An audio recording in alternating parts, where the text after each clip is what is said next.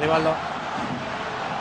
Viene el balón de Fran de Boer, Rivaldo con el pecho, la chilena de Rivaldo. ¡Gol! ¡Madre mía, qué golazo! Lo que ha hecho Rivaldo. Barça 3, Valencia 2. El gol de la temporada sin duda alguna.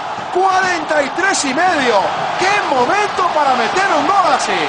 Se ha quitado la camiseta, ha saltado el banquillo al completo, ha saltado el palco.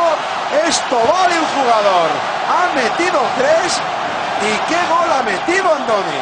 Impresionante, la verdad que gran colofón, gran partido, que 3 golazos. Y bueno, que le puede valer esto muchísimo, no se imagina, vamos.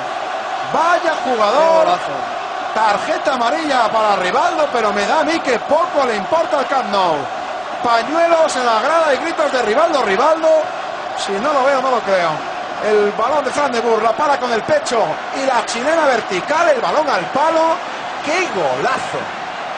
Seguro que, bueno, ya lo ha hecho alguna vez, pero seguro que lo ha soñado. 3 goles, 3 golazos, vamos. Madre mía. Ya no es que le dejes un metro para controlar, es que la controla y hace goles de esta factura.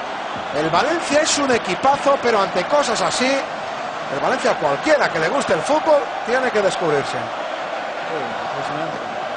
Es increíble, cada vez que lo vemos, me parece todavía más difícil el gesto de rabia de Rivaldo, pues un partido que el Barça solo podía ganar.